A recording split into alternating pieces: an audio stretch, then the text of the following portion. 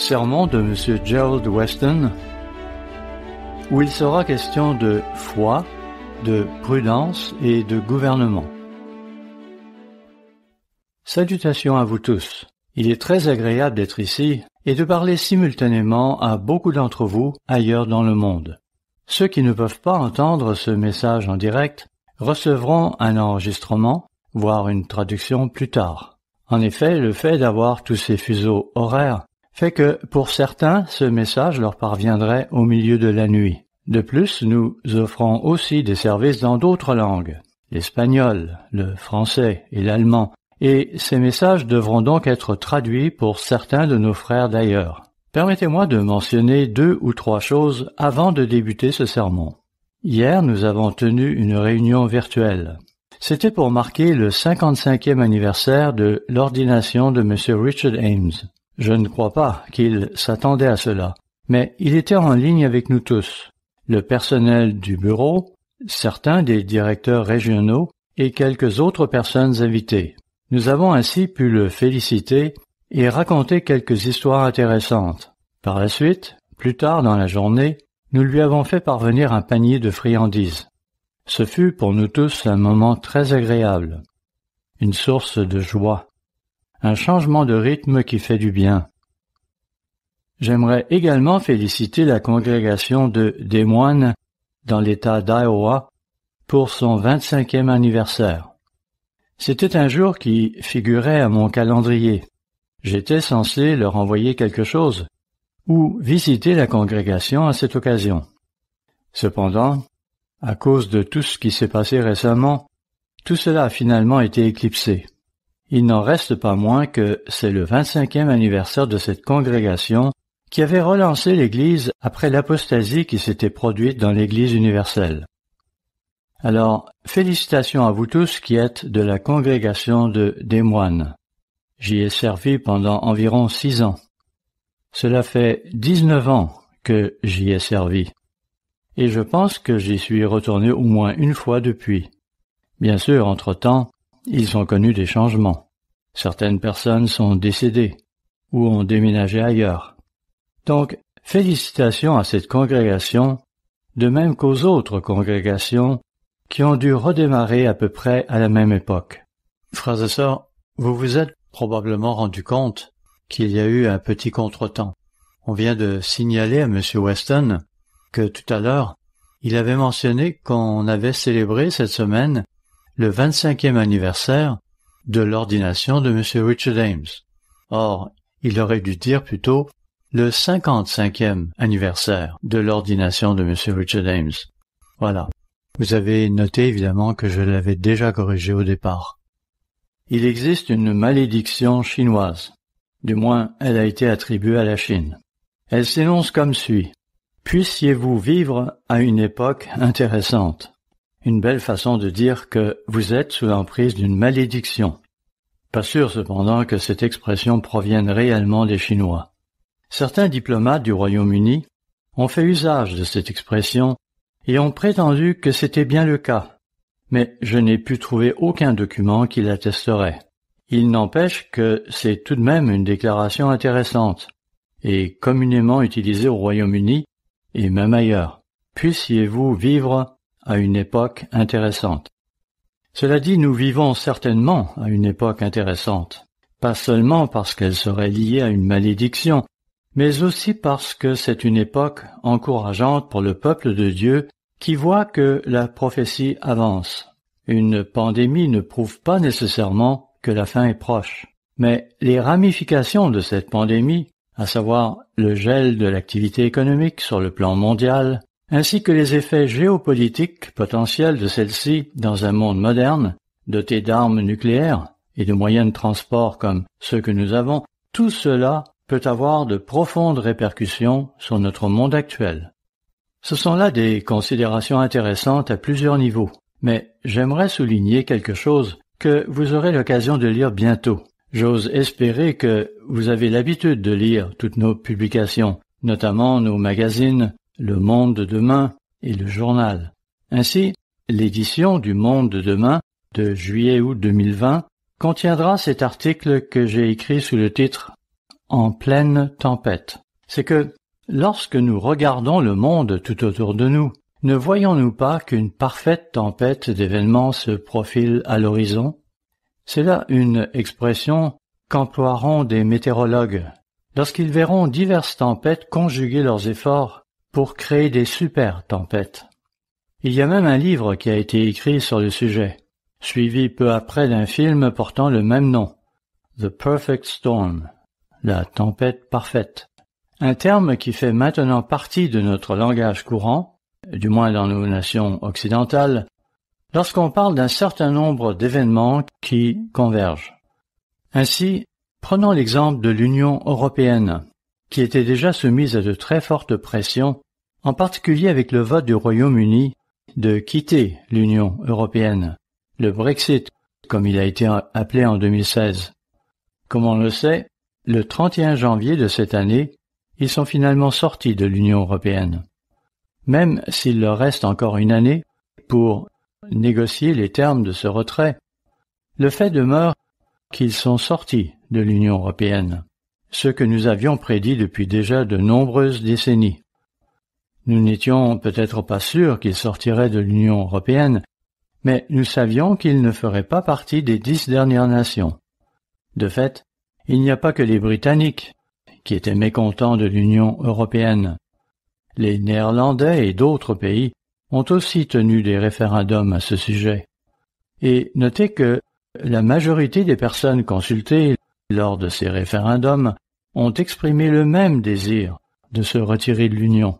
Cependant, leurs gouvernements respectifs n'ont pas reconnu les résultats de ces référendums et n'ont pas cru bon d'agir, au contraire du Royaume-Uni, qui a donné suite à la recommandation du peuple. Il y avait donc déjà passablement de mécontentement à l'intérieur de l'Union européenne. Certains des événements qui s'y déroulaient étaient de nature économique. Pensez à la situation en Grèce et même ailleurs. Les pigs, comme on les appelait alors, le Portugal, l'Italie, l'Irlande, la Grèce et l'Espagne, ces pays étaient tous en difficulté financière et causaient beaucoup de problèmes au sein de l'Union. Mais ce n'était pas tout. L'Union était aussi confrontée au problème des immigrants qui envahissaient l'Europe.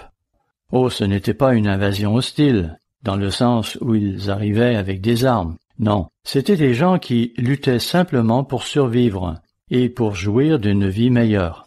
Néanmoins, comme ils arrivaient par millions, cela a provoqué beaucoup de mécontentement au sein de l'Union européenne. Mécontentement qui provoqua beaucoup d'euroscepticisme, une montée des partis de droite, tels que l'AfD en Allemagne, ainsi qu'une montée du nationalisme en Europe.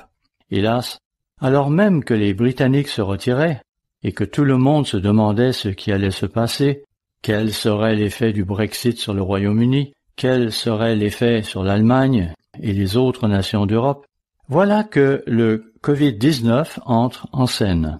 La tourmente à propos du Brexit n'a-t-elle pas été reléguée au second plan à présent? Notez encore une fois comment toutes ces choses se sont produites en même temps. Alors que nous venions tout juste de nous extirper du problème causé par le Brexit, le 31 janvier, voilà que nous entendions parler de ce virus émanant de Wuhan en Chine. À la mi-février, la situation était déjà devenue grave.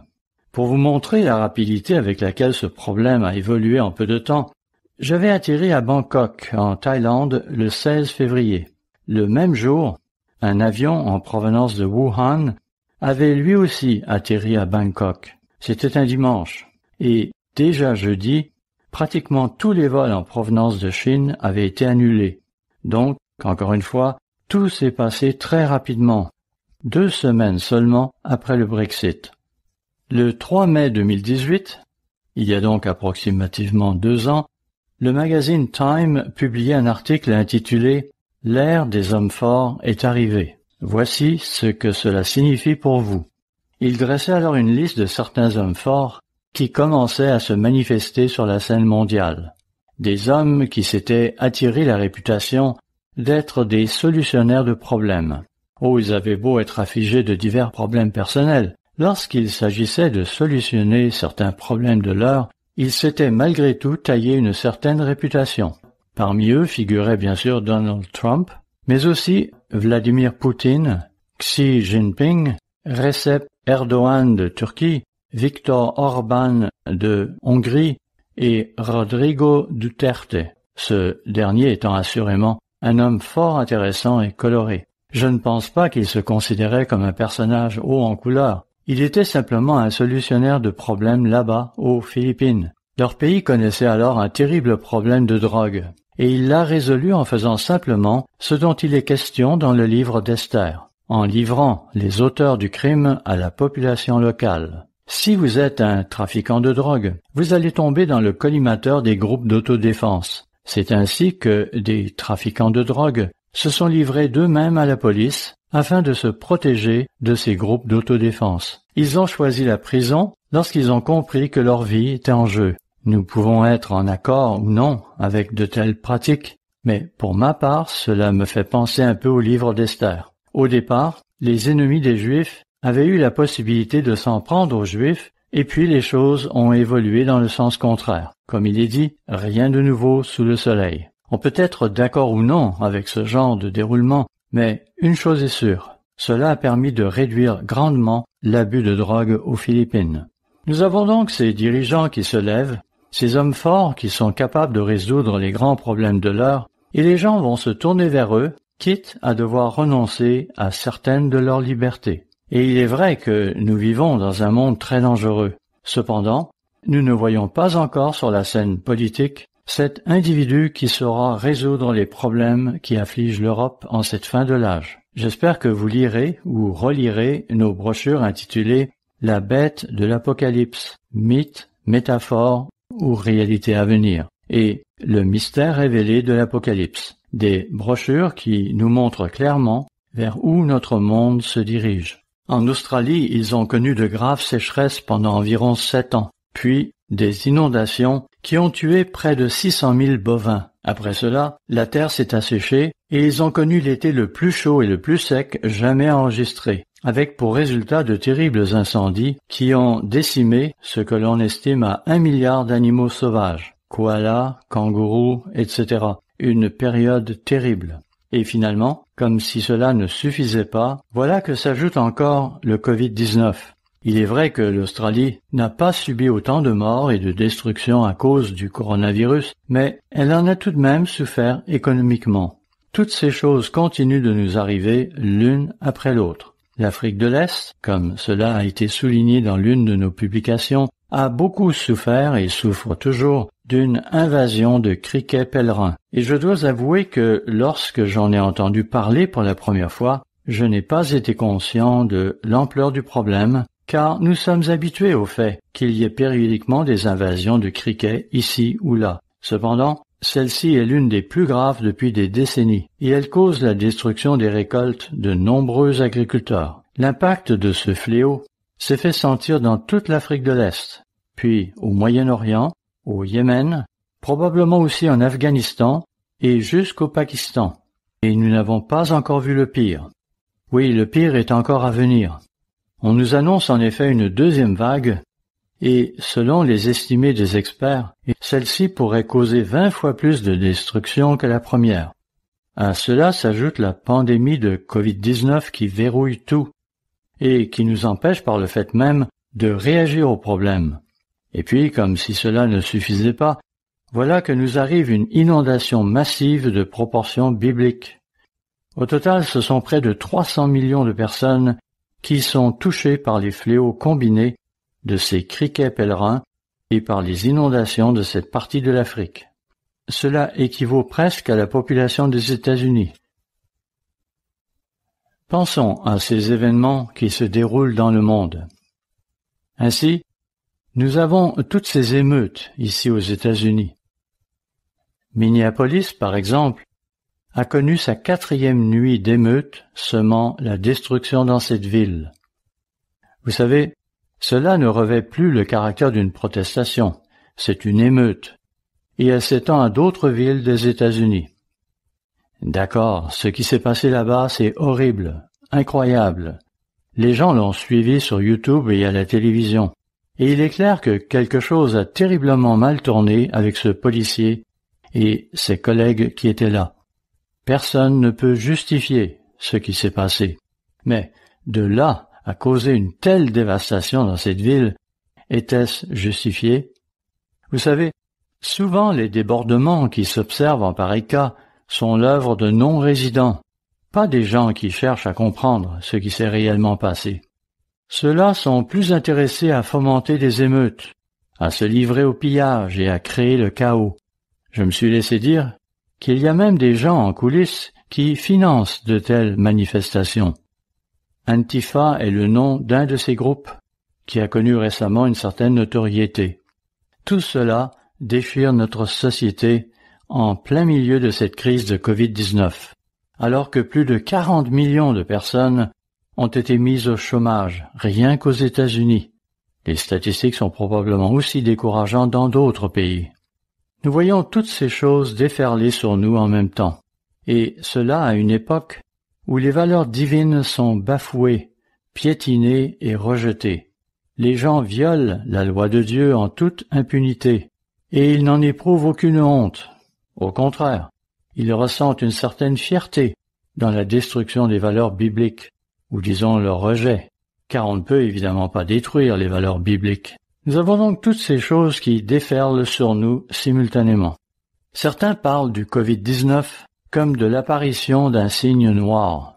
C'est aussi ce que l'on pourra lire dans l'article « En pleine tempête » de l'édition du Monde de demain de juillet-août 2020. Un événement de type signe noir est un événement qu'on pourra qualifier d'imprévisible, un événement qui dépassera nos attentes et qui aura des répercussions potentiellement graves. Les événements de type signe noir se caractérisent par leur extrême rareté, leur impact sévère et la réalisation en rétrospective que leur apparition aurait pu être prévue. N'est-ce pas en effet ce que l'on aurait pu prédire après avoir observé l'humanité rejeter Dieu et ses enseignements si longtemps? Voilà pourquoi Dieu permet à présent à toutes ces choses de s'abattre sur nous. Aujourd'hui, je vais discuter de 3 principes bibliques que nous devrions considérer conjointement, car ils affectent les décisions que nous avons prises concernant les services religieux à l'occasion du sabbat et des fêtes, de même que les décisions qui devront être prises à l'avenir.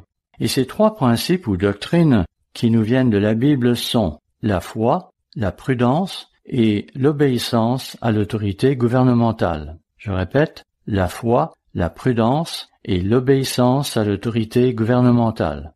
Cela dit, comme nous le savons tous, nous avons choisi de tenir nos services religieux par le biais de la retransmission en ligne, comme nous le faisons actuellement. Nous avons choisi, pour l'instant et pour un temps que nous espérons le plus court possible, de cesser de nous réunir en groupe et, plus encore, de chanter, alors qu'une personne asymptomatique et porteuse de la maladie pourrait être parmi nous et transmettre le virus à quantité d'autres personnes. Nous avons pris cette décision en l'absence de tous les faits associés à cette malédiction, mais nous devions prendre une telle décision. Celle-ci n'a pas été prise par une seule personne, mais par le Conseil des Anciens, et après diverses consultations auprès de plusieurs ici au siège social. C'est là la décision à laquelle nous sommes parvenus. Elle a été motivée par un souci de prudence et d'obéissance aux autorités gouvernementales que Dieu a établies sur le monde actuel. Pour cela, nous nous sommes basés sur un principe des Écritures qu'on trouve notamment dans Proverbes chapitre 22 verset 3. Voyons le Proverbe 22 verset 3.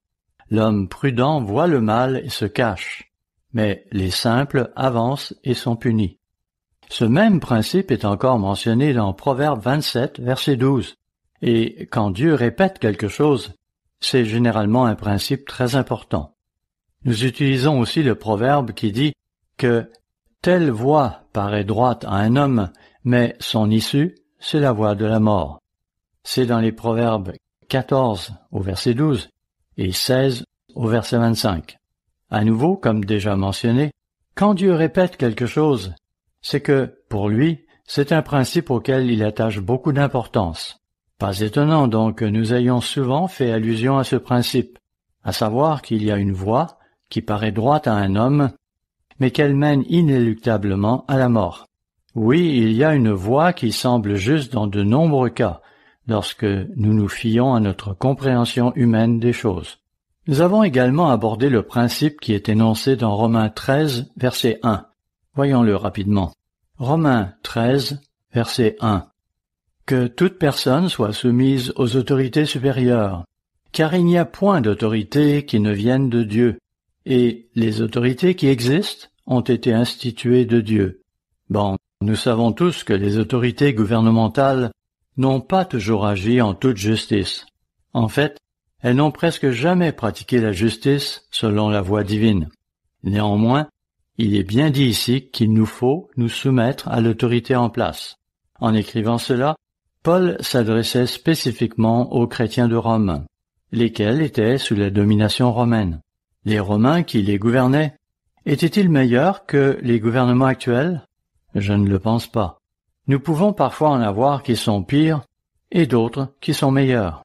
Cependant, quand on considère à qui Paul a écrit ceci, c'est là toute une déclaration.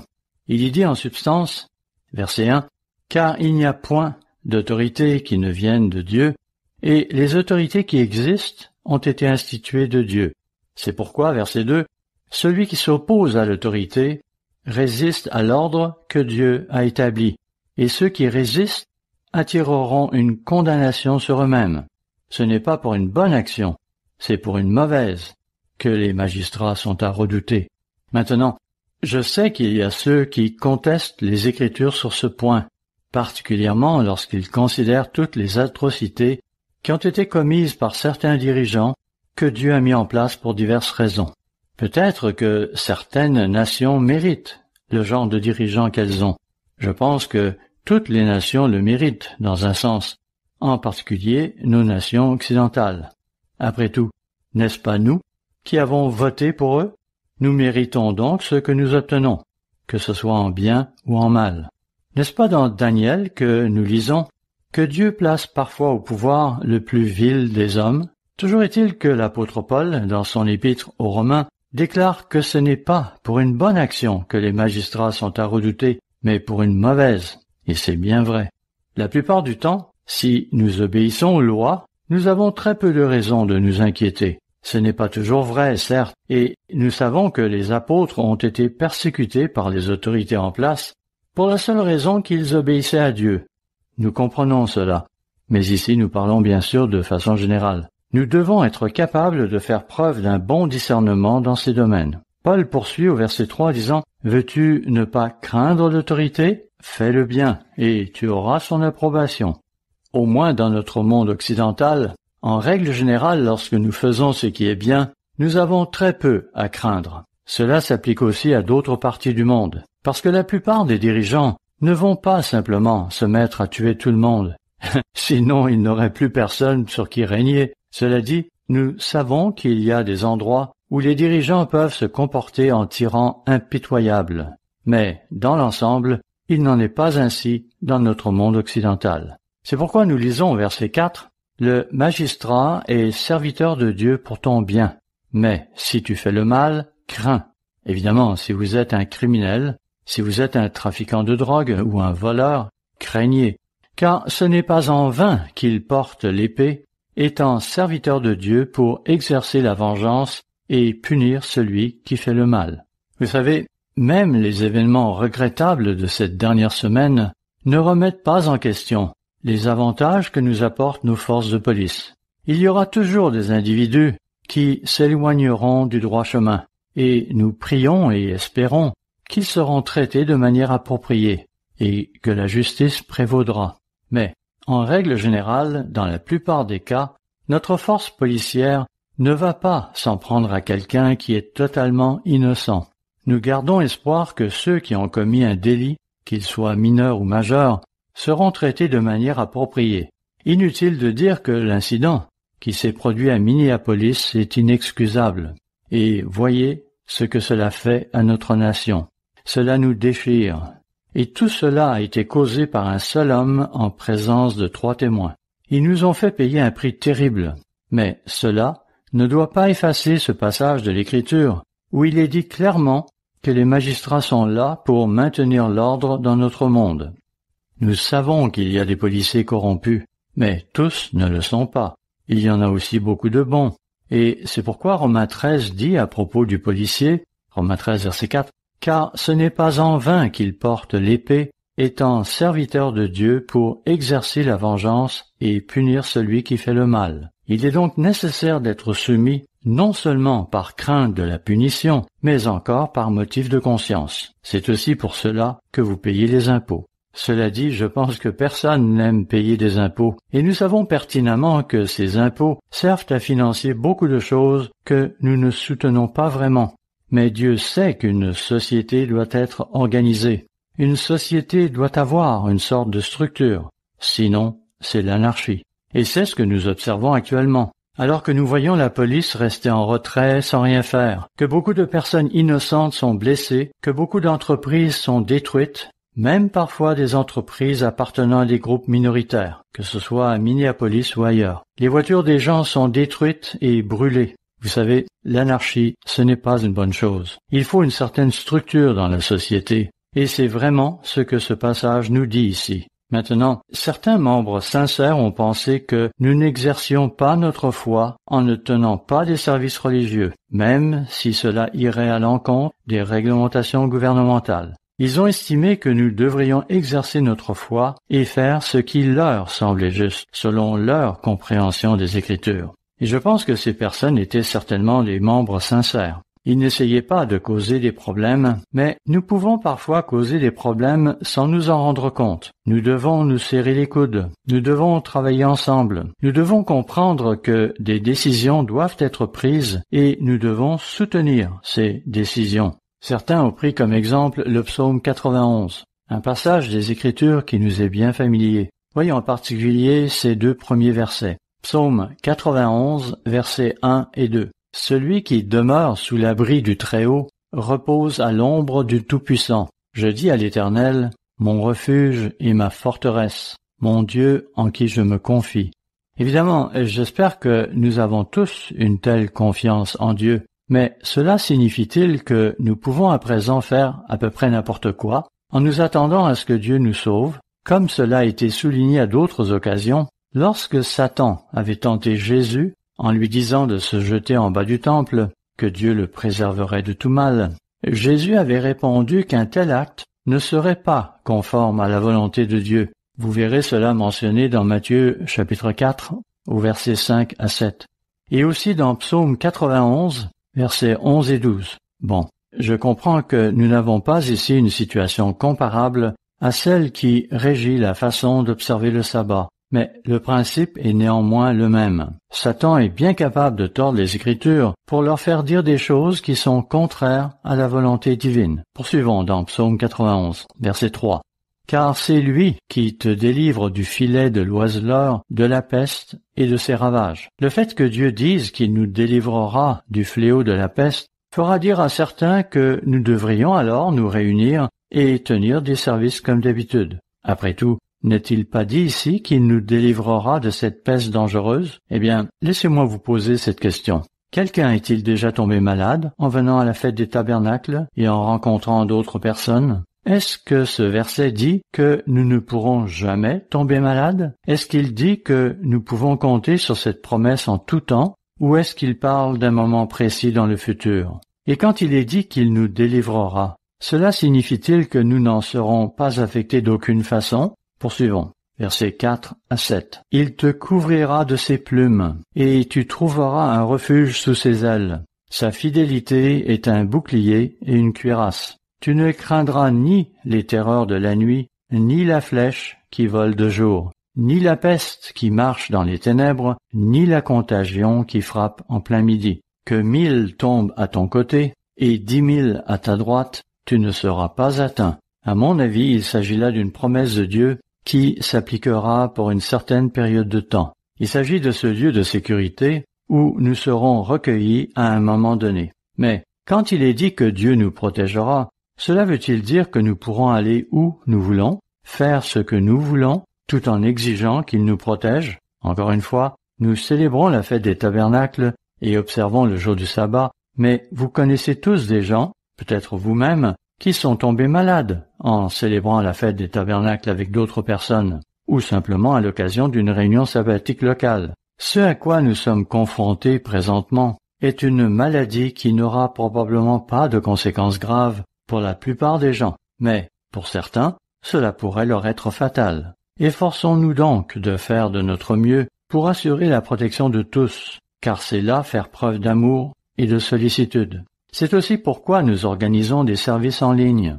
D'accord, ce n'est pas comme autrefois, avant la pandémie, mais cela nous permet quand même de nous assembler pour adorer Dieu en son jour de sabbat. Au moins, en étant à la maison, cela nous permet de chanter, quoiqu'ici, au studio, nous ayons aussi quelques personnes qui chantent des cantiques. Certaines régions permettent à présent des rassemblements sous certaines conditions. Nous espérons bien sûr que ce confinement cessera un jour, et que les gens feront preuve de sagesse lorsque ce sera le cas. Il faudra alors nous plier à certaines règles, bien sûr. Hébreux 11 donne de nombreux exemples de foi, et celle-ci s'est manifestée de diverses manières. Nous avons le cas d'Abraham, à qui Dieu demanda de quitter son pays. Nous avons l'exemple de Moïse, qui a dû abandonner l'Égypte pour un temps, et qui, à son retour, dut faire confiance à Dieu pendant les fléaux et toutes ces autres choses qui s'y sont produites. Ailleurs, dans Hébreux 11, par exemple au verset 30, nous découvrons des situations qui nous donnent à réfléchir. Voyons-le. Hébreux 11, verset 30. C'est par la foi que les murailles de Jéricho tombèrent après qu'on en eut fait le tour pendant 7 jours. J'ai trouvé cela plutôt intéressant. Je m'avance peut-être un peu ici, mais je me suis toujours posé la question suivante. On le sait, la semaine comporte 7 jours. Alors, s'ils ont encerclé Jéricho pendant 7 jours, ils ont donc dû encercler la ville pendant le jour du sabbat. De plus, et ce n'est là qu'une spéculation car nous ne pouvons pas le prouver sans l'ombre d'un doute, nous croyons que ces événements ont eu lieu pendant les jours des pains sans levain, plus précisément du premier jour des pains sans levain jusqu'au 7e, lorsqu'ils ont fait le tour de la ville 7 fois. C'est lors du 7e jour, quand le peuple se mit à pousser des cris, après avoir encerclé la ville 7 fois, et que les trompettes retentissaient, que les murailles de Jéricho s'écroulèrent. Cela ne vous fait-il pas un peu penser au livre de l'Apocalypse, où il est question de 7 trompettes qui annoncent des fléaux? À noter que c'est au son de la 7e trompette que Christ reviendra. Maintenant, si nous le comprenons bien, cette année-là, ce dernier jour aurait été un sabbat, certainement un sabbat annuel, si ce n'était pas simultanément le sabbat hebdomadaire. En y réfléchissant, nous devons donc nous rendre à l'évidence qu'il y a, semble-t-il, des situations où Dieu fait des exceptions. Nous ne voulons évidemment pas enfreindre le sabbat de quelque manière que ce soit, mais il y avait manifestement quelque chose de différent ici. Certains ont estimé que, parce que nous ne nous réunissons pas en un même endroit le jour du sabbat, comme il est dit dans Lévitique chapitre 23, nous enfreignions la loi divine. Que dit Lévitique 23, verset 2? Parle aux enfants d'Israël, et tu leur diras, les fêtes de l'Éternel que vous publierez seront de saintes convocations. Voici quelles sont mes fêtes. Avoir une sainte convocation, selon eux, implique que l'on vienne à une assemblée. Ainsi, certains se concentreront sur le fait que nous ne sommes pas tous physiquement réunis en un même endroit, alors que pour d'autres, ils voient et comprennent que nous nous rassemblons tout de même. En fait, nous nous rassemblons à l'échelle de la planète, ou presque, et ce sera en ligne, bien sûr. Souvenez-vous, ceux d'entre nous qui sont âgés, du plaisir et de l'inspiration que nous retirions de la fête des tabernacles lorsque, il y a de nombreuses années, M. Armstrong prenait la parole le premier ou le dernier jour de la fête. On faisait alors usage de satellites et de grandes antennes paraboliques pour diffuser de tels messages. Cela nécessitait beaucoup de préparation, et la technologie de l'époque était loin de ce que nous avons aujourd'hui. Mais nous chantions tous les mêmes cantiques, du moins tous ceux qui pouvaient se brancher sur le signal. Nous étions alors 5000, 7000, voire 9000 personnes en un même endroit. Mais, même si nous étions dispersés, nous ressentions une certaine unité, parce que nous faisions la même chose et entendions alors le même message. Beaucoup de gens ont pareillement trouvé que cette époque que nous traversons, celle du Covid-19, peut aussi présenter certains avantages. Par exemple, dans certaines régions, grâce à Internet, les membres parlent entre eux avant et après les services et apprennent ainsi à fraterniser et à connaître des gens qu'ils ne connaissaient pas auparavant. Dans plusieurs congrégations, les gens ont spontanément exprimé leur désir de rendre visite à d'autres avec qui ils ont eu un contact virtuel, afin de fraterniser avec eux sur un plan personnel, du moins dès que la crise de coronavirus sera passée. Notre situation actuelle n'est pas idéale, certes, mais nous voyons qu'il peut tout de même en sortir quelque chose de positif. Certains ont fait remarquer que nous devons obéir à Dieu plutôt qu'à l'homme, et, s'appuyant ainsi sur les Écritures, ils voudront que nous nous réunissions à 75 ou 100 personnes dans cette petite salle bondée que nous occupions jadis, avant la pandémie, même si le gouverneur de l'État a décrété qu'on ne devait pas s'y assembler à plus de 10 personnes. Il est évident que nous ne sommes pas tous sur la même longueur d'onde, ce qui n'empêche pas les gens d'être sincères. Passons maintenant à Actes chapitre 5. Notons les circonstances que nous rencontrons là et ne sortons pas du contexte. Il y est dit certes que nous devons obéir à Dieu plutôt qu'aux hommes, mais quel était le contexte ici? Voyons-le au versets 17 et 18. Acte 5, versets 17 et 18. Cependant le souverain sacrificateur et tous ceux qui étaient avec lui, savoir le parti des Sadducéens, se levèrent, remplis de jalousie, mirent la main sur les apôtres et les jetèrent dans la prison publique. Notez maintenant qu'un ange de Dieu les a fait sortir de prison et leur a dit de retourner au temple et d'y prêcher l'Évangile. Et c'est exactement ce qu'ils ont fait. Ils ont donc été libérés par un ange, et le souverain sacrificateur et d'autres sont alors venus en se demandant où ils avaient bien pu aller. Sur ce, verset 25, quelqu'un vint leur dire, « Voici, les hommes que vous avez mis en prison sont dans le temple, et ils enseignent le peuple. » Alors le commandant partit avec les huissiers et les conduisit sans violence, car ils avaient peur d'être lapidés par le peuple. Versets 27 à 29. Après qu'ils les eurent amenés en présence du Sanhédrin, le souverain sacrificateur les interrogea en ces termes. « Ne vous avons-nous pas défendu expressément d'enseigner en ce nom-là? En d'autres mots, ne prêchez pas au nom du Christ, n'enseignez pas la résurrection, ne faites pas l'œuvre de Dieu, car c'est bien là l'enjeu. » Poursuivons. « Et voici, vous avez rempli Jérusalem de votre enseignement, et vous voulez faire retomber sur nous le sang de cet homme. » Pierre et les apôtres répondirent, « Il faut obéir à Dieu plutôt qu'aux hommes. » Voilà ce qui était en jeu. Il ne s'agissait pas de simplement décider s'il serait sage de faire quelque chose de différent pour le sabbat pendant une courte période de temps. Dans ce cas-ci, il s'agissait ni plus ni moins d'arrêter toute l'œuvre de Dieu. Mais cela ne s'est pas produit. Nous de même, nous continuons à aller de l'avant. Et je veux à présent vous donner des nouvelles très encourageantes avant la fin de ce sermon, et vous montrer comment Dieu accomplit une grande œuvre à travers nous, et cela, même si beaucoup d'entre nous sont confinés chez eux, obligés de travailler à la maison. Et il y a de bonnes choses qui se passent ici. Violons-nous le sabbat en ne nous réunissant pas en personne toutes les semaines? Vous savez, il y a beaucoup de gens qui ne peuvent pas le faire, parce qu'ils vivent trop éloignés. À mes débuts dans l'Église, j'ai d'abord assisté aux assemblées pendant environ 1 an. Puis je suis allé à l'Ambassador College. Après ma première année d'études au collège, j'ai passé l'été à travailler dans l'État d'Oregon, où nous étions à environ 4 heures de route de l'église la plus proche. Et les services y débutaient à 9h30 du matin.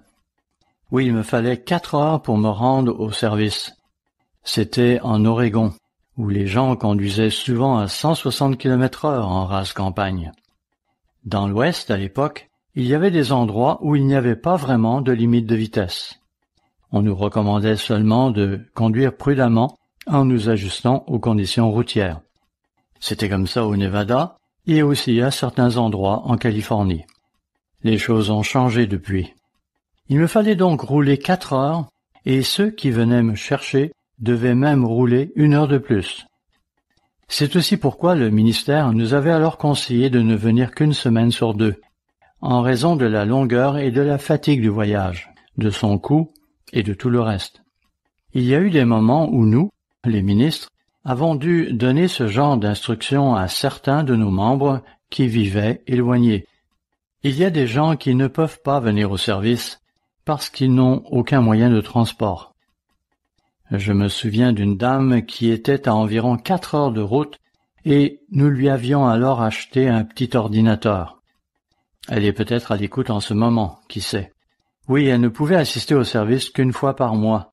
Et encore, quand elle venait, il lui fallait rouler 4 heures en bus et passer la nuit loin de chez elle, ce qui était assez coûteux. C'est pourquoi nous lui avons acheté un ordinateur afin qu'elle puisse profiter de nos services régulièrement. Il y a donc des gens comme ça. Il y a cet autre cas qui me vient à l'esprit.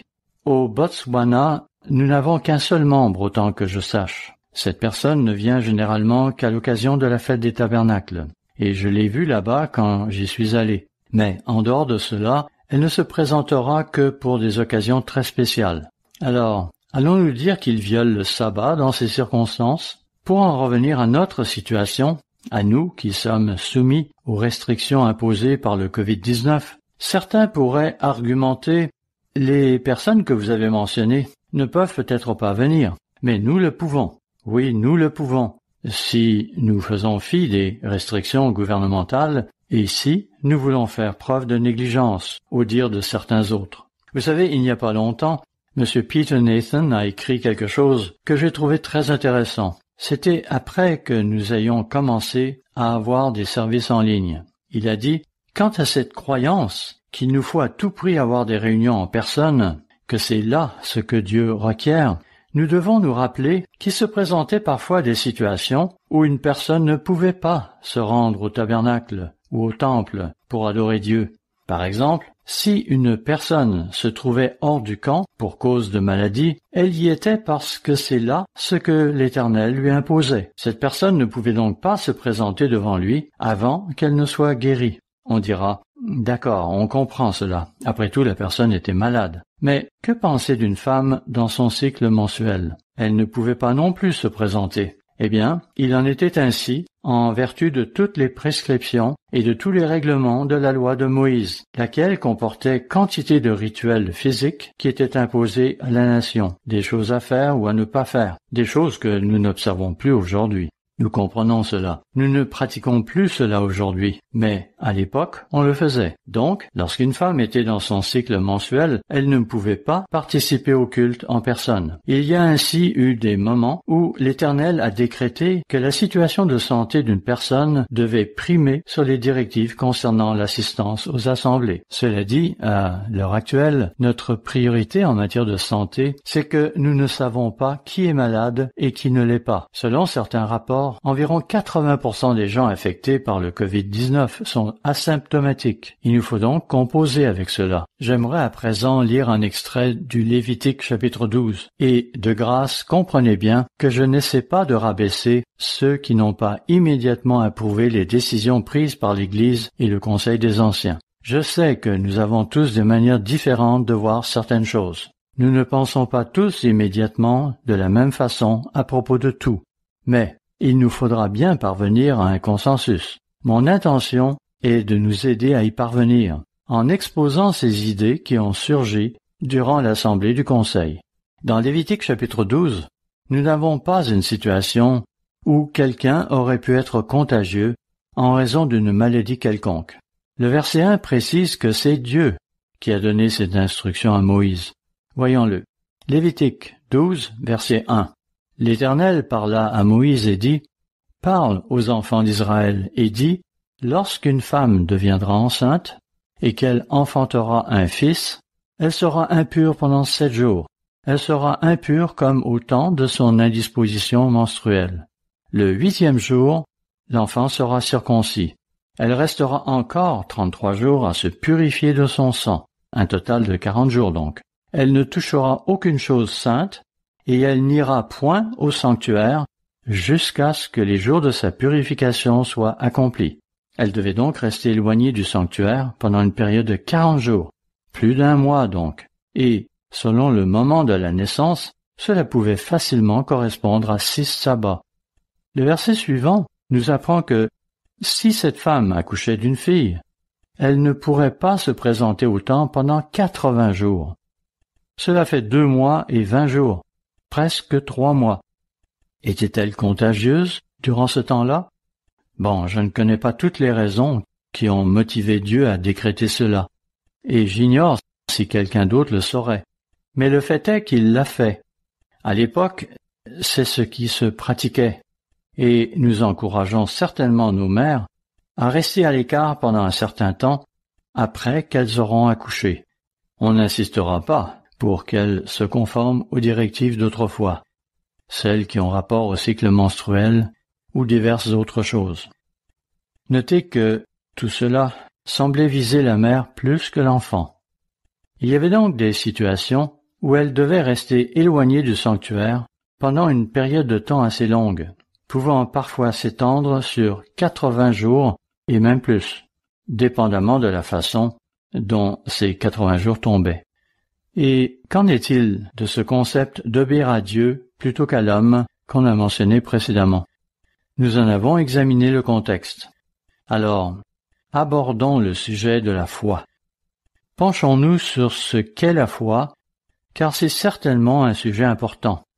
Et nous exerçons notre foi de plusieurs manières. Beaucoup d'entre vous ont exercé leur foi lorsque vous avez dit « Je vais observer le sabbat, quelle que soit la conséquence sur mon emploi. » Vous êtes donc allé voir votre patron et lui avez dit « Désormais, je ne travaillerai plus du coucher de soleil du vendredi soir jusqu'au coucher de soleil du samedi. » Il est préférable de dire « Je ne vais pas travailler » plutôt que de dire « Je ne peux pas travailler à cause de mon Église ». Par là, vous exprimez votre intention de ne pas le faire, car c'est ce que vous croyez selon les enseignements de la Bible. C'est là votre décision personnelle. Cela dit, certains d'entre vous ont perdu leur emploi à cause de cela. Certains ont vu leur mariage se briser, parce que leur conjoint a réagi en disant « Je n'aime pas ta religion, et tu devras choisir entre moi et ta nouvelle religion. » Nous aurons à exercer notre foi de plusieurs manières. Ainsi, je me souviens que celui qui m'avait introduit à la vérité était parti observer la fête des tabernacles. Il vivait encore chez ses parents, moi pas. Pour ma part, j'avais quitté le domicile paternel à ce moment-là. Oh, pas pour longtemps, juste pour quelques semaines. Et nous avons célébré la fête des tabernacles ensemble, cette année-là. Vivant à la maison, son père lui avait dit « Écoute, si tu vas à cette fête, voici ton héritage, $50. Je vais te donner $50 et ne remets pas les pieds ici. » Eh bien, il est allé à la fête. Il a observé la fête. Vous savez, cela a requis un certain niveau de foi de sa part. Ce n'était peut-être pas une foi durable, mais c'était alors un acte de foi. Nous devons exercer notre foi. Venir ici au studio demande aussi un peu de foi, parce que nous n'y sommes pas seuls. Il y a d'autres personnes. Je ne crois pas que ces personnes soient malades, mais on ne sait jamais.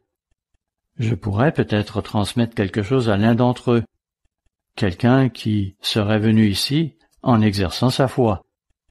Nous avons des gens qui travaillent au bureau par nécessité. Ainsi, M. Matterly, qui a fait la prière d'ouverture, travaille à notre service de traitement du courrier. Et si vous recevez de la littérature de notre part, il y a de fortes chances qu'elle soit passée par ses mains. Faites attention, il pourrait l'avoir contaminée. Non, je plaisante bien sûr. Nous utilisons des machines pour ce genre d'opération. Et puis, il y a un certain nombre d'autres personnes qui travaillent ici, car nous continuons à faire des émissions de télévision. Et c'est ici qu'il nous faut le faire. Nous devons donc tous exercer notre foi, et cela dans beaucoup de circonstances et de diverses manières. À mon avis, il est donc faux de dire que les gens n'exercent pas leur foi parce que nous percevons certaines choses différemment de la perception que d'autres pourraient en avoir. Est-ce que cela dénote un manque de foi de notre part, quand nous prenons des précautions, quand nous encourons des dangers? Eh bien, considérons Actes chapitre 8, où il n'est pas question du sabbat, mais d'une situation qui aurait pu faire dire à certains que ces gens étaient des lâches, car ils se sont enfuis alors qu'ils auraient dû tenir bon.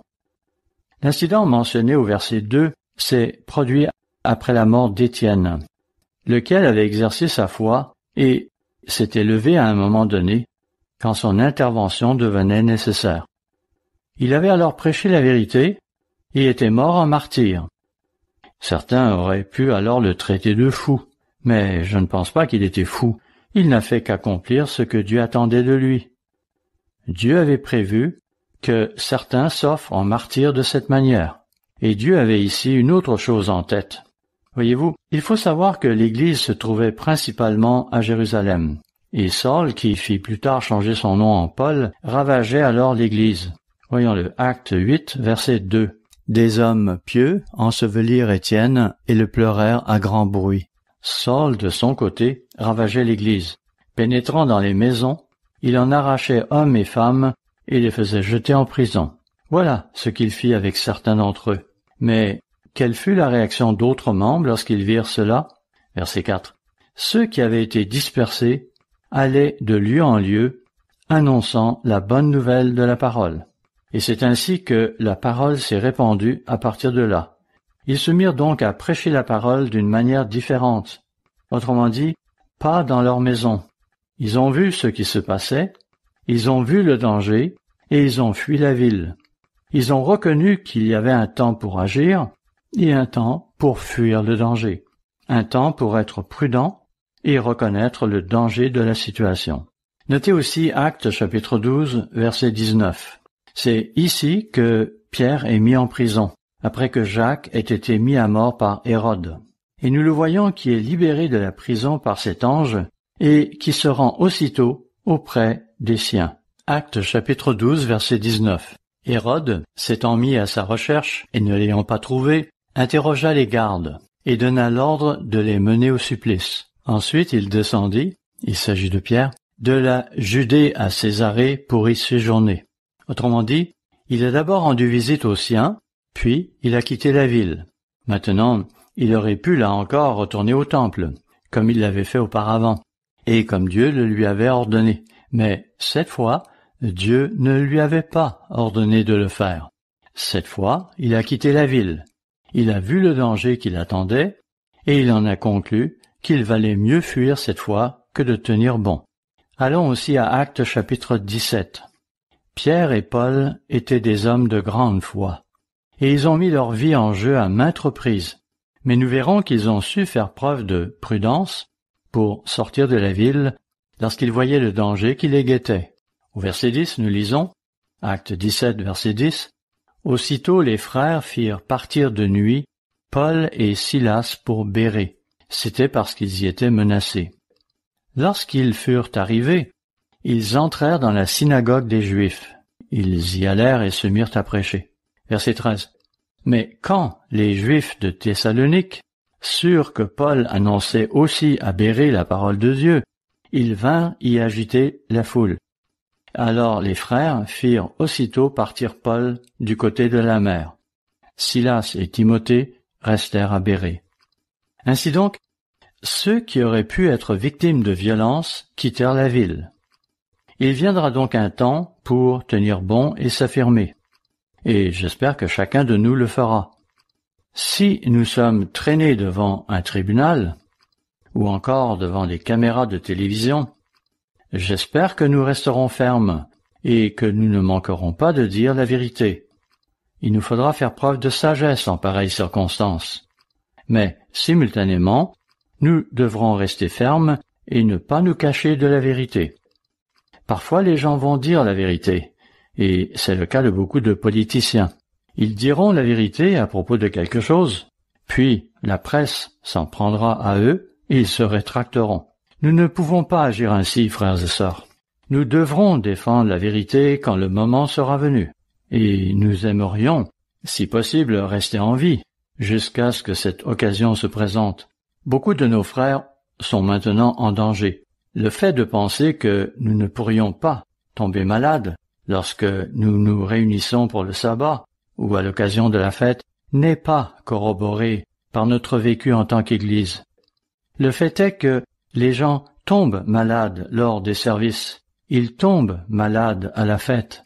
De même, chaque année, après le week-end familial, nous avons une éclosion de maladies ici au quartier général, parce que quelqu'un est venu, porteur d'une maladie, qu'il a ensuite transmise à plusieurs autres. C'est la réalité. Nous ne pouvons pas vivre dans un monde imaginaire. Il nous faut voir les choses en face. La foi s'exerce donc de différentes manières. Nous avons l'exemple de David, qui a tué Goliath, et qui a pourtant fui Saül. Notez aussi cet autre exemple, toujours avec David.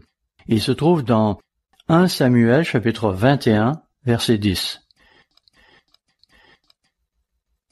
1 Samuel 21, verset 10.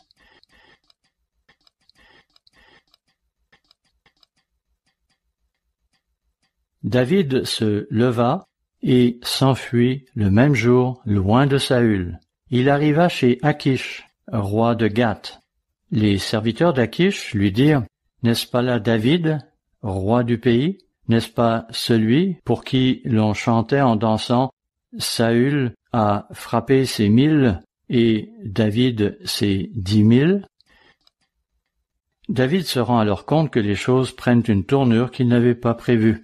Il avait pensé pouvoir se rendre à Gath dans l'anonymat pour y mener une vie tranquille. Verset 12. David prit à cœur ces paroles. Notez qu'il fait ici preuve de sagesse. Et il eut une grande crainte d'Achish, roi de Gath. Incroyable. Voici un homme qui a tué un géant, un lion et un ours, certains même à plusieurs reprises. Et le voilà qui a peur de Saül et d'Achish, le roi de Gath. Il lui a donc fallu faire usage d'un peu de sagesse. Voyez comment. Verset 13. Il se montra comme fou à leurs yeux, et fit devant eux des extravagances. Il faisait des marques sur les battants des portes, et il laissait couler sa salive sur sa barbe. Autrement dit, il a alors feint la folie. David est ici confronté à 2 ou 3 problèmes. Premièrement, étant à Gath, il ne pourra pas observer le sabbat comme il le ferait normalement s'il était parmi les Israélites. Deuxièmement, étant inquiet à cause de la situation dans laquelle il se trouve, il va devoir faire preuve de sagesse. Il ne se lèvera donc pas avec l'intention de les combattre, car il reconnaît qu'il y a un temps pour toute chose. Lorsque quelqu'un défiait les armées de Dieu, il était prêt à se lever pour combattre, mais il refusait de s'élever contre Saül, loin de Dieu, et il craignait Achish sur son propre territoire. Tournons-nous maintenant vers Ésaïe chapitre 26. Même si ce passage se réfère plutôt à une époque future, il y a quand même ici un principe que nous pouvons retenir. Remarquons le verset 19. Ésaïe 26, verset 19. « Que tes morts revivent, que mes cadavres se relèvent. Réveillez-vous et tressaillez de joie, habitants de la poussière, car ta rosée est une rosée vivifiante, et la terre redonnera le jour aux morts. » Il s'agit donc bien ici d'un temps encore à venir, de la résurrection. Mais ici, il est aussi question d'un temps qui va la précéder, la résurrection, comme nous le voyons en lisant le verset 20. « Va, mon peuple, entre dans ta chambre, et ferme la porte derrière toi. Cache-toi pour quelques instants jusqu'à ce que la colère soit passée. » Là encore, il est question d'un événement à venir. Il pourrait très bien s'agir d'un lieu de refuge ou de quelque endroit de ce genre, et nous croyons qu'un tel endroit existera, même s'il se peut que certains d'entre nous n'y soient pas, pour une raison ou pour une autre. On nous donne donc le conseil de nous cacher jusqu'à ce que la colère soit passée. Verset 21. « Car voici, l'Éternel sort de sa demeure pour punir les crimes des habitants de la terre. Et la terre mettra le sang à nu, elle ne couvrira plus les meurtres. » Il est question ici du jour du Seigneur.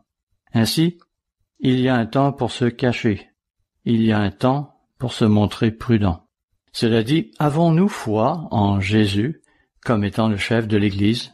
Le reconnaissons-nous vraiment?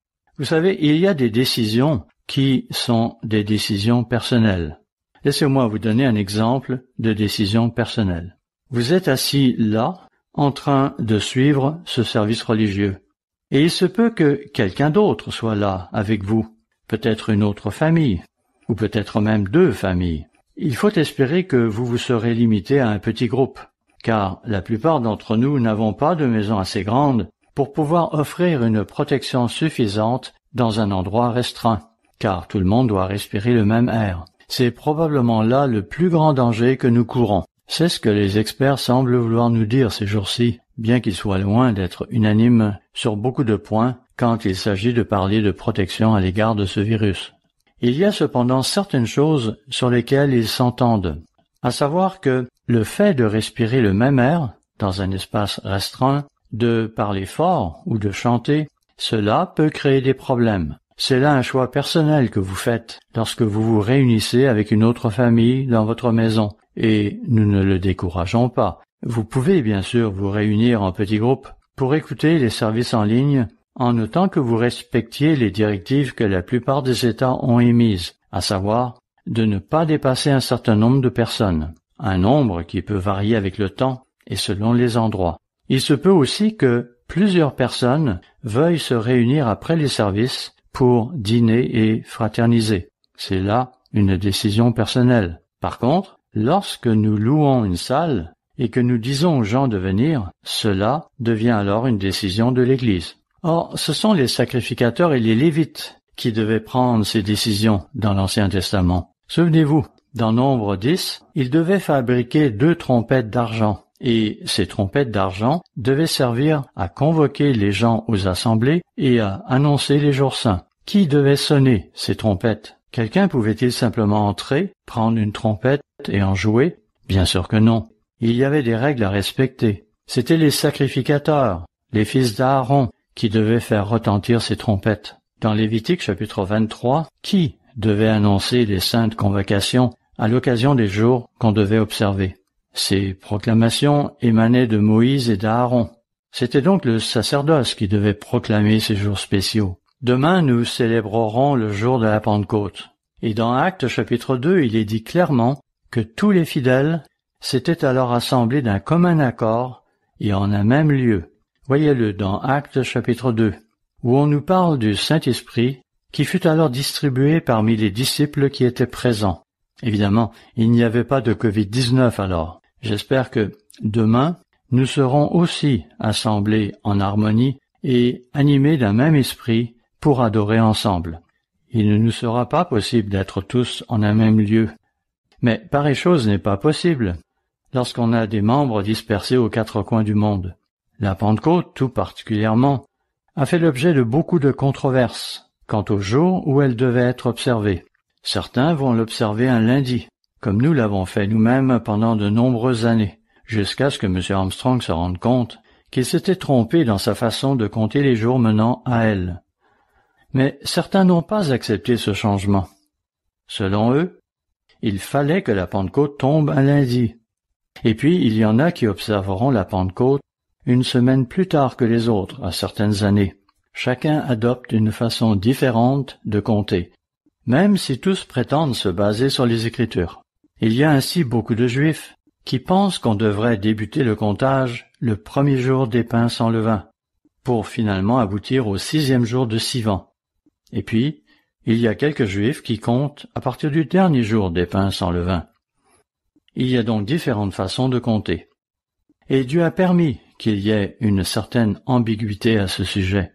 Je pense cependant que nous pouvons prouver très clairement à quel moment cela devrait être. Et Josué 5 nous aide beaucoup en cela. Oui, les gens peuvent avoir des opinions bien différentes. Comment résoudre ces problèmes qui sont dus au fait que des personnes sincères vont parfois avoir des idées différentes sur certains points? Eh bien, à l'époque de l'Ancien Testament, c'était aux sacrificateurs qu'il revenait de sonner de la trompette. C'était le sacerdoce qui devait résoudre les problèmes. Mais qu'en est-il sous le Nouveau Testament? Qui est censé prendre les décisions? Pour le savoir, rendons-nous à Éphésiens chapitre 1, verset 22. Éphésiens chapitre 1, versets 22 et 23. Il s'agit de Dieu le Père, a tout mis sous ses pieds, et il l'a donné pour chef suprême à l'Église, parlant de Jésus-Christ, qui est son corps, la plénitude de celui qui remplit tout en tous. Donc, quand les gens veulent savoir qui est la tête de notre Église, ce n'est pas M. Armstrong, ce n'est pas Dr. Meredith, ce n'est pas moi, ou quiconque pourrait venir après moi. C'est Jésus-Christ qui est le chef de l'Église. On va parfois parler de la tête physique, mais, en fin de compte, comprenons que c'est Jésus-Christ qui est la tête de l'Église. Et lorsque, mus par la foi, nous prions Dieu pour qu'il inspire son Fils à prendre les décisions qui s'imposent, et ce sont parfois des décisions difficiles, où la compréhension humaine ne nous permet pas de voir clair. Alors, nous devons croire que Dieu prendra ces décisions pour nous, que Christ est le chef de l'Église. Permettez-moi ici de vous citer une anecdote. Je sais que cela a été mentionné plusieurs fois dans le passé. Dr. Douglas Winnail s'était vu confier la charge d'écrire une brochure au sujet des principes bibliques gouvernant la santé. Quand cela a-t-il été mentionné pour la première fois? Je ne saurais vous le dire. Il y a peut-être 10 ans de cela. Faudrait le demander à Dr. Winnail lui-même. Oh, il s'était bien attelé à la tâche alors. Mais bientôt, il s'est rendu compte, alors que le temps passait, que ces données statistiques méritaient d'être rafraîchies. Et il s'est alors mis à réécrire le tout. Alors que le projet aboutissait, voilà que le monde se trouvait plongé dans cette pandémie. Pouvait-il y avoir un meilleur moment pour offrir une telle brochure? Pensez-vous que Christ n'était pas impliqué dans toute cette planification? N'était-il pas au courant de ce qui allait bientôt déferler sur le monde? N'a-t-il pas sciemment manipulé les circonstances afin que cette brochure soit finalement publiée juste au bon moment pour avoir un impact maximum? Et ceci n'est qu'un exemple parmi tant d'autres. Quand je suis arrivé pour prendre mon poste ici à Charlotte, je me souviens de cette remarque de M. Wakefield qui disait « Plus vous êtes ici, plus vous voyez la main de Dieu à l'œuvre. » C'est vrai. Plus je suis ici à Charlotte, et plus je vois la main de Dieu à l'œuvre. Je le vois dans ce qui s'accomplit ici parmi nous. Je le vois aussi lorsque je regarde en arrière et que je pense aux décisions que j'ai prises personnellement. Manifestement, Dieu a dû être impliqué dans tout cela. Vous savez, le fait de vivre à Mississauga, dans la banlieue de Toronto, durant l'épidémie de SRAS, et c'était assurément une grosse affaire au Canada, surtout à Toronto, même si le nombre de cas fut très faible lorsqu'on fait la comparaison avec la présente pandémie. Néanmoins, ce fut mon expérience de l'épidémie de SRAS dans la région de Toronto qui m'amena à approfondir le sujet du SRAS. C'est ce qui m'a poussé à faire ce que je crois avoir été la première émission télévisée de l'Église sur les viandes pures et impures. L'Église n'avait jamais auparavant abordé ce sujet dans une émission télévisée, et cela parce que nous ne considérions pas ceci comme devant faire partie de l'Évangile. Plus tard, lorsque je me suis rendu à Charlotte, j'ai fait une émission similaire, mais cette fois-ci sur Ebola, une maladie dont l'origine est similaire au SRAS. C'est intéressant car lorsque cette pandémie de Covid-19 nous est arrivée, je me sentais prêt à donner une émission télévisée sur ce sujet, émission qui, entre parenthèses, a suscité la plus grande réponse depuis plusieurs années. En fait, plus de 6000 réponses. Je ne sais pas exactement quelle est la moyenne de nos réponses, mais parfois, nous sommes dans les 2000, voire 3000. Et il nous arrive même exceptionnellement de dépasser 4000. Ce n'est pas parce que j'aurais là accompli une performance sublime. Je crois plutôt que c'était un sujet pour lequel j'avais été bien préparé. Et vous savez, j'ai noté au cours de ma vie comment Dieu me prépare pour certaines choses et comment Dieu travaille avec chaque individu sur une base individuelle. Ainsi, ne lit-on pas dans Psaume 33, verset 15, « Lui qui forme leur cœur à tous, qui est attentif à toutes leurs actions. » Oui, Dieu façonne votre cœur, votre esprit et les talents que vous avez. Il vous façonne individuellement et cela devrait être incroyablement encourageant pour vous de savoir que Dieu vous connaît, qu'il vous a appelé, qu'il travaille avec vous et qu'il travaille avec son Église et que Jésus-Christ est le chef de l'Église. Nous allons aussi lire Colossiens chapitre 2 au verset 16 et 17, un passage de l'Écriture qui a été terriblement déformé par le monde. Mais voyons d'abord ce que dit Colossiens chapitre 1 verset 18. Il est la tête du corps de l'Église, il est le commencement, le premier-né d'entre les morts, afin d'être en tout le premier. Voyons aussi la fin du verset 24 qui dit « Ce qui manque aux souffrances de Christ, je l'achève en ma chair pour son corps qui est l'Église. » Tout cela indique donc clairement que Jésus-Christ est le chef de l'Église. Voyons également Colossiens chapitre 2 verset 10, où il est confirmé une fois de plus que Jésus-Christ est le chef de l'Église. Vous avez tout pleinement en lui, Jésus-Christ, qui est le chef de toute domination et de toute autorité. Et voilà où nous voulions en venir. Cela commence au verset 16, un passage très controversé. Colossiens 2, versets 16 et 17. Que personne donc ne vous juge au sujet du manger ou du boire, ou au sujet d'une fête, d'une nouvelle lune ou des sabbats. C'était l'ombre des choses à venir, mais le corps est en Christ. On devrait lire que personne ne vous juge à propos des choses mentionnées précédemment, lesquelles préfigurent des choses à venir, si ce n'est le corps de Christ, à savoir l'Église. Voilà à qui il revient de déterminer ces choses, à qui il revient de vous montrer ce qu'il convient de manger et de boire, comment célébrer un jour saint, comment conduire un service sabbatique et toutes ces autres choses. C'est à Christ que tout cela revient, à Christ, la tête de l'Église. C'est lui qui doit nous guider et nous diriger. Il est important de connaître et d'obéir à ceux qui travaillent parmi vous. 1 Thessaloniciens 5, verset 12 nous dit, 1 Thessaloniciens 5, verset 12, « Nous vous prions, frères, d'avoir de la considération pour ceux qui travaillent parmi vous, qui vous dirigent dans le Seigneur et qui vous exhortent. À nouveau, connaissons ceux qui sont au-dessus de nous. » Frères et sœurs, j'espère que vous m'avez assez vu pour savoir que je ne vais pas vous égarer comme cela s'est produit dans l'Église universelle. J'espère que vous êtes convaincus que Dr. Winnell, M. Ames et tous nos dirigeants, M. Wachowicz, M. Nathan et Rob Tyler, ne feront pas prendre l'Église une mauvaise direction. Cela dit, vous pourriez être en désaccord avec certaines de nos décisions, mais nous n'enseignerons jamais que vous pouvez substituer le dimanche au sabbat ou des choses de ce genre. J'espère que vous nous connaissez suffisamment pour ne pas en douter. C'est là une responsabilité qui vous incombe, d'apprendre à nous connaître. Et vous y parviendrez en écoutant ce que nous disons, en observant ce que nous faisons, en particulier les vidéos que nous produisons. Nous espérons que vous regardez celles-ci. Nous espérons que vous lisez les articles des magazines, que vous rechercherez et écouterez les sermons que vous avez manqués. En faisant ces choses, vous connaîtrez ceux qui travaillent ici, et vous reconnaîtrez que Christ est celui qui prend les décisions finales au sujet de toutes choses. De nombreuses décisions vont encore devoir être prises, notamment les décisions concernant la fête. Et puis, il y aura à l'avenir des décisions encore plus importantes et encore plus difficiles à prendre.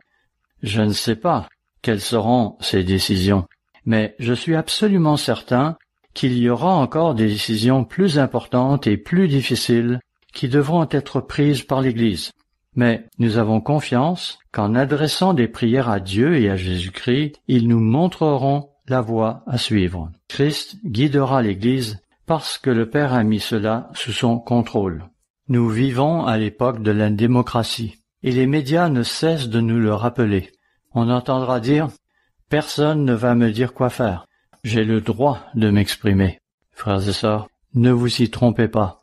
Le monde nous influence, vraiment. Je peux le voir en moi-même. J'espère que vous pouvez le voir vous aussi, et j'espère que nous ne lui succomberons pas. Il nous faudra parfois nous arrêter et nous poser la question, un instant, est-ce que je m'écarte du droit chemin ici? Est-ce que je n'entretiens pas de mauvaises pensées?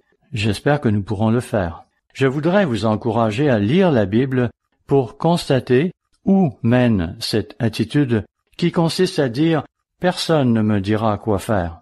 Tant de passages à propos de l'ancien Israël et nombre de prophéties sur l'avenir d'Israël parlent de gens qui se laissent guider par leur propre cœur. Or, Dieu ne mâche pas ses mots lorsqu'il nous dit que notre cœur est mauvais. Vous connaissez tous Jérémie 17, verset 9, qui affirme que « le cœur est tortueux par-dessus tout, et il est méchant. Qui peut le connaître ?» Il nous faut effectivement le reconnaître. Prendre des décisions représente un défi non pas quand tout est clair et évident pour tout le monde, mais quand ce ne l'est pas. Il est particulièrement difficile de rendre des jugements lorsque rien n'est clair pour tout le monde, d'autant plus que tout le monde n'est généralement pas sur la même longueur d'onde. Et pourtant, il faudra bien que quelqu'un prenne une décision. Et c'est pourquoi nous avons des gouvernements dans le monde. Et c'est pourquoi nous avons un gouvernement dans l'Église, parce qu'il faut parfois prendre des décisions qui peuvent être impopulaires, tout en étant de bonnes décisions. Finalement, frères et sœurs, laissez-moi vous dire que Dieu bénit son Église.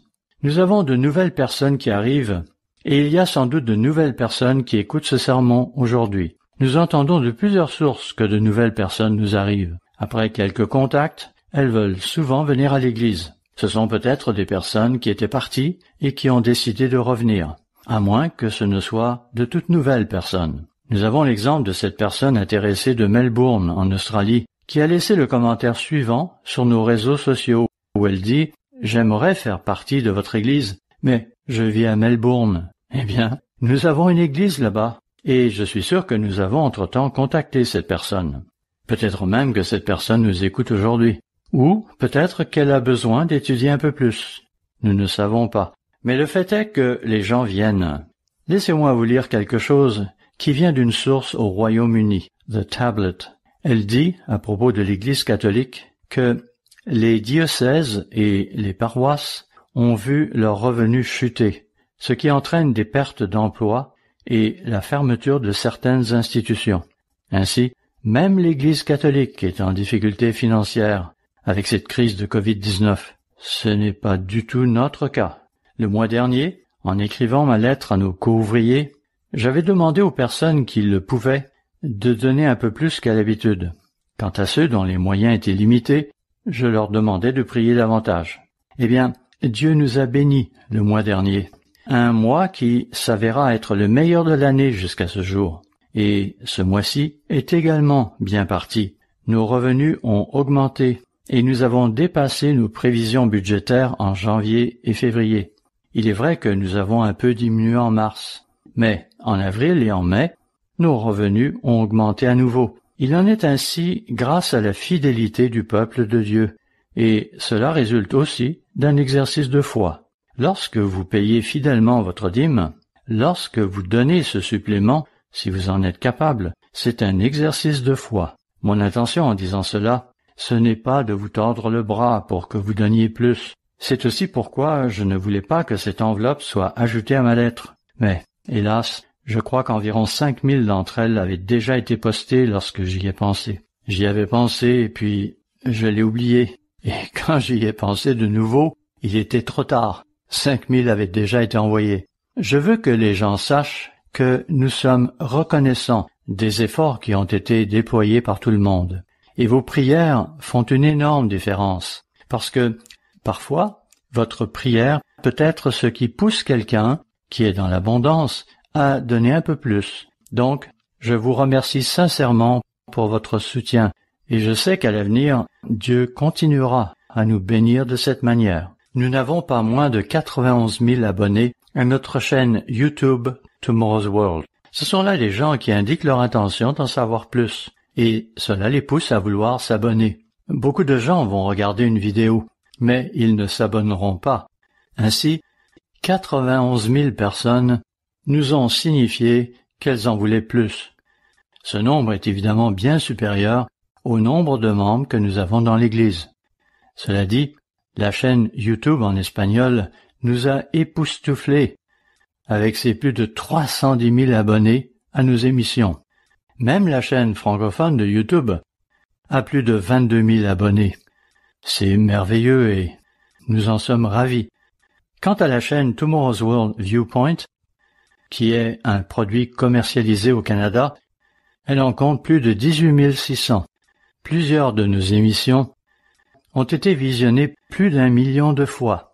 Une l'a été 2 millions de fois et une autre même 3 millions de fois.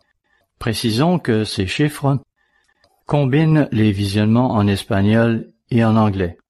Je trouve très intéressant et simultanément très encourageant que l'émission de M. Richard Ames, Who Changed the Sabbath to Sunday, qui a opéré la transition du sabbat au dimanche, ait été visionnée plus de 91 000 fois en espagnol et environ 45 000 fois en anglais.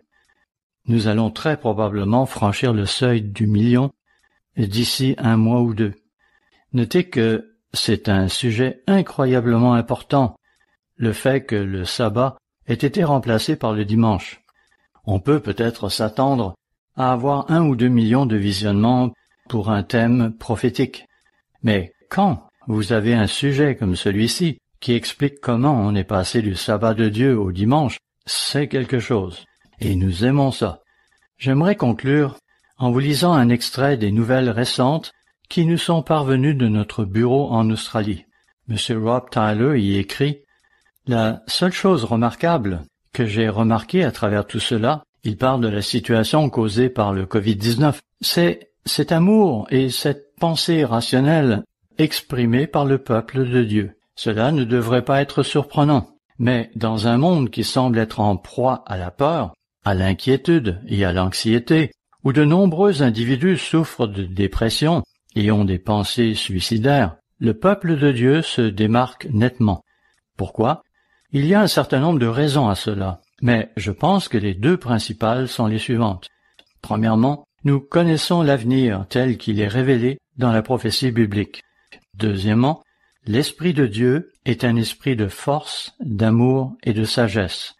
Selon 2 Timothée, chapitre 1, verset 7. Le peuple de Dieu affiche également une paix inhabituelle. Cela aussi est remarquable, compte tenu de tout ce qui se passe autour de nous.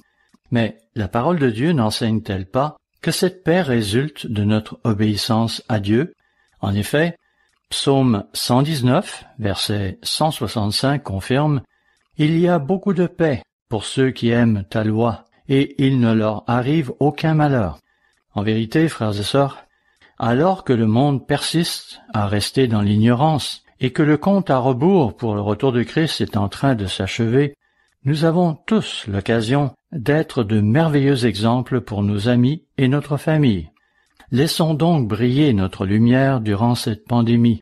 Et lorsque les gens vous demanderont comment vous pouvez rester si positif à une époque comme celle-ci, considérez cela comme une parfaite occasion de partager avec eux l'espoir qui est en nous, comme il est dit dans 1 Pierre, chapitre 3, verset 15.